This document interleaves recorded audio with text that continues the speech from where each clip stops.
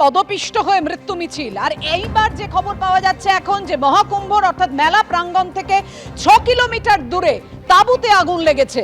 আপনাদের জানিয়ে রাখি 19শে জানুয়ারি 50টি তাঁবুতে আগুন লেগে পুড়ে যায়, আর এবার 30শে জানুয়ারি অর্থাৎ আজকে ফের কুম্ভ মেলা চত্বরের কাছে তাঁবুতে আগুন লাগে। আজ দুপুর 2টোর সময় আগুন লাগে প্রাইভেট টেন্টে। দ্রুত আগুন নিয়ন্ত্রণে আনে দমকল, হতাহতের কোনো খবর নেই। যোগী সরকারের তরফ থেকে বারবার বলা হচ্ছে যে এই ভয়ঙ্কর বিপর্যয়ের পর ব্যবস্থা নিয়েছে প্রশাসন, কিন্তু কোথায় ব্যবস্থা? আবার যে সেই গাফিলতি, যেই ফাঁকফোকর থেকে গেছে সেটাই চোখে আঙুল দিয়ে দেখিয়ে দিল এই তাঁবুতে আগুন লাগানোর ঘটনা। 19শে জানুয়ারির পর এবার 30শে জানুয়ারি ফের কুম্ভ মেলা চত্বরের কাছে তাঁবুতে আগুন। 19শে জানুয়ারি একের পর এক তাঁবুতে কি ভয়ঙ্কর ভাবে আগুন লাগে, পুড়ে ছাই হয়ে যায় 50টি তাঁবু। সেই দিনের ছবি আপনাদের সামনে রেখেছি। কথা বলবো, আমাদের সঙ্গে রয়েছেন আমাদের প্রতিনিধি বিজেন্দ্র সিংহ। বিজেন্দ্র, কি খবর রয়েছে এই মুহূর্তে, কি আপডেট? দেখো, এই আগুন এখন নিয়ন্ত্রণে চলেছে পাপিয়া। সেক্টর 22-এ যে প্রাইভেট টেন্টগুলো রয়েছে সেখানে আগুন লেগেছিল এবং ফায়ার ব্রিগেড এবং পুলিশের তরফ থেকে জানানো হয়েছে এটা বেআইনিভাবে এই তাঁবুগুলো এরেক্ট করা হয়েছিল এবং সেখানে এখন সন্দেহ করা হচ্ছে তারা রান্না করছিলেন এবং সেটা থেকেই আগুন লাগে।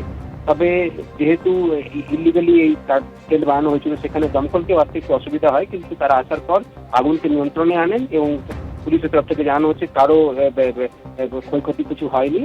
যে প্রাইভেট টেন্টটা ছিল সেটা পড়ে গেছে এবং এরপরে সিদ্ধান্ত নেওয়া হয়েছে কি এখানে বাকি যে বেআইনিভাবে টেন্টগুলো বানানো হয়েছে তার বিরুদ্ধেও তাদেরকে সরানোর জন্য এখন পদক্ষেপ নেওয়া হবে মেলা কর্তৃপক্ষের তরফ থেকে।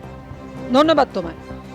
মহাকুম্ভে যে মহা বিপর্যয় ঘটেছে, এবার যে ছবি আপনাদের সামনে রাখবো, দিল্লিতে স্টেডিয়ামে বিরাট কোহলিকে দেখতে উপচে পড়া ভিড়। সেই ভিড় সামলাতেও রীতিমতো হিমশিম খেল পুলিশ। পুণ্যস্নানে গিয়ে পদপিষ্ট একেবারে মৃত্যু মিছিল, সেখানে পুলিশের ত্রুটি বারবার উঠে আসছে। আর দিল্লির অরুণ জেটলি স্টেডিয়ামে বিরাট কোহলি থেকে দেখতে যেভাবে ভিড় উপচে পড়ে, সেই ভিড় সামলাতেও হিমশিম খেল পুলিশ। 2012 সালের পর রঞ্জি ট্রফি খেলছেন বিরাট কোহলি, আর বিরাট কোহলিকে দেখতে এভাবেই 15,000 ক্রিকেট প্রেমী তারা ভিড় জমায়। ভিড় সামলাতে স্টেডিয়ামের আরো একটি গেট খুলতে বাধ্য হলো ডিটিসিএ। ভিড় সামলাতে রীতিমতো হিমশিম খেল দিল্লি পুলিশ। এখনো পর্যন্ত হতাহতের কোনো খবর নেই।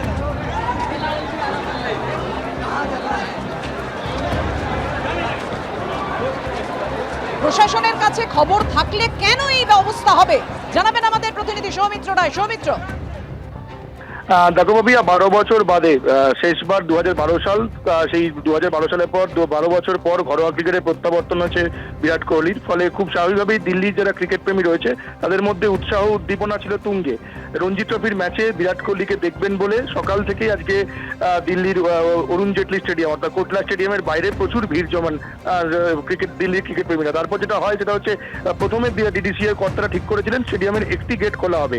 এই একটি গেট খোলার মাত্রই 1 ঘন্টার মধ্যে প্রায় দিল্লির যে কোটলা স্টেডিয়াম পুরো কানায় কানায় ভর্তি হয়ে যায়। কিন্তু তারপরেও দিল্লি স্টেডিয়ামে কোটলা স্টেডিয়ামের বাইরে প্রায় 2 কিলোমিটার পর্যন্ত ক্রিকেট প্রেমীদের লম্বা লাইন থাকে। তারা প্রত্যেকেই চাইছিলেন যে দিল্লি স্টেডিয়ামের গ্যালারিতে বসে ম্যাচটা দেখবেন, কিন্তু গ্যালারি স্টেডিয়ামে 1 ফুট আর জায়গা ছিল না, কোনো কানায় কানায় ভর্তি হয়ে গেছিল, ফুল হাউস হয়ে গিয়েছিল গ্যালারি।